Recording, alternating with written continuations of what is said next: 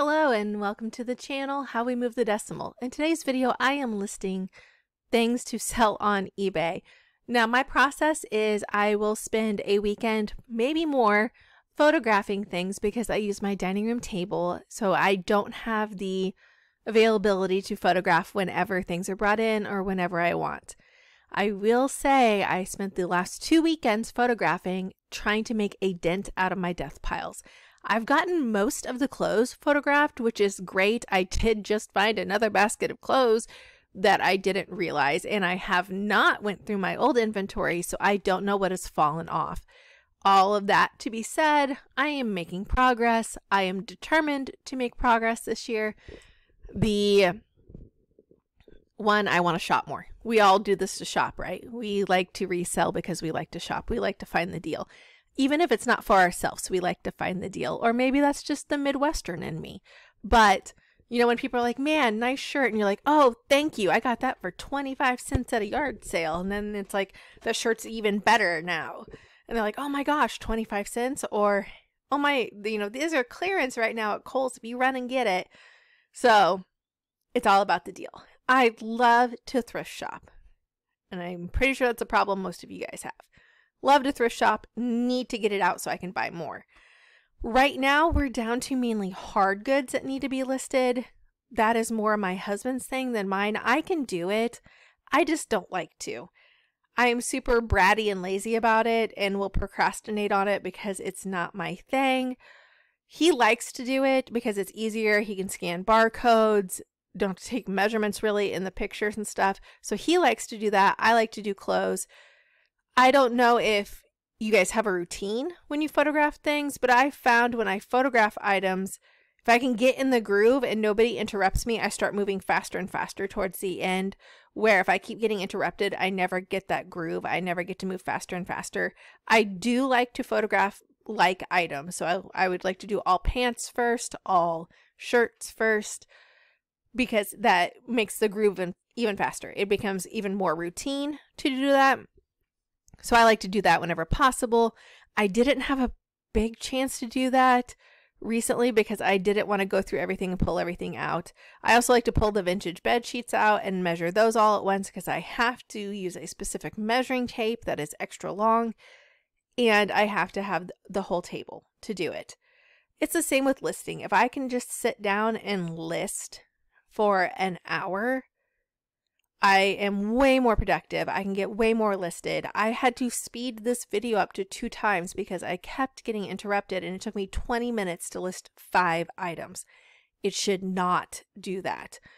Normally, it should be like 2 minutes to list an item because I've already taken all the pictures. I've already put all the pictures in the draft. I'm literally just writing it down.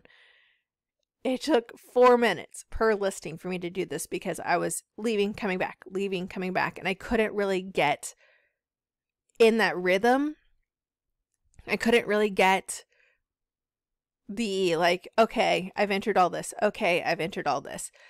So it took me longer.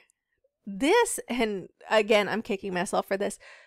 This tub had so many new with tag stuff in it, and I basically didn't touch it for 6 months, which is kind of ridiculous. New with tag stuff sells great. Like I've said in previous videos, I love to wash all the stuff before I list it because if there's a stain or something on there and it's still on there when I go to photograph it, I know it's not coming out, and I'm not going, oh, well, let me see if I can wash this, and then it like I lose it in Mount St. Laundry and it doesn't get done. But if I wash it all first, I know that that stain's not coming out in the washer. I'm not going to spend a lot of time pre-treating it and trying to get the stain out because most of my items I get at the bins, which is $1.19 a pound with the rewards card, or I'm spending less than $1 on them at thrift stores on their color days or their 75 or 50% off days. It's honestly, it's not worth my time, let alone the use of stain treater, because stain treater is pretty freaking expensive now. This is coming from a parent with 3 children. It's very, very expensive. And Walmart stopped selling the knockoff OxyClean Purex stuff, which was $2 a box, which I highly recommend. I love that. But if I've washed it, it's still there, then I donate it. When I was photographing these past 2 weekends, I ended up donating almost 10 bags of clothes that were just taking up space in my house. And that kind of makes me want to vomit thinking about it. Honestly, they were in my death pile. They were taking up space. 10, 13-gallon kitchen bags is a lot. I filled the entire back of my van up, plus a little bit in the middle. And this was just dead stock. I could not list this. It was not going to sell. It was damaged. I had several pairs of jeans that were missing zippers. How did I buy these and not realize they didn't have zippers? So I was donating those because, again, can't sell jeans that don't have zippers.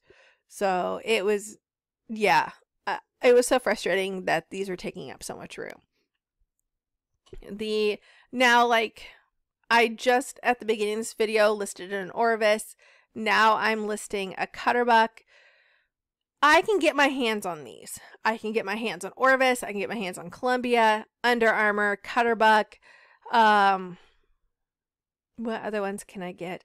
I am not getting Pendleton. I'm not getting Patagonia. I'm not even getting Anthropologie stuff. That's just not my area. I can get Carhartt. I can get Levi's. I can get vintage t-shirts. I can get vintage Western shirts. You want a hairband from the 80s? I can probably find a shirt for that. I'm not getting high brand, name brand stuff where I'm thrifting, and in the area of the state I live in, it's not happening. I don't know if all the rich people give their stuff away somewhere else, sell it on Poshmark themselves. I have no idea. I can get you vintage. I can get you Carhartt. I can get you Levi's. I can get you fishing shirts, but I'm not getting, Pendleton. I'm not getting Patagonia. I'm not getting any of the ones where resellers are like, these brands are amazing. Yeah, I'm not getting those. I'm getting Carhartt. So, but they sell. People want them, especially the coats, and honestly, the worn-in coats sell better than the new coats. People want a coat that looks like you've worn it for 20 years because you're super cool and work on a farm, or you can order it off of eBay.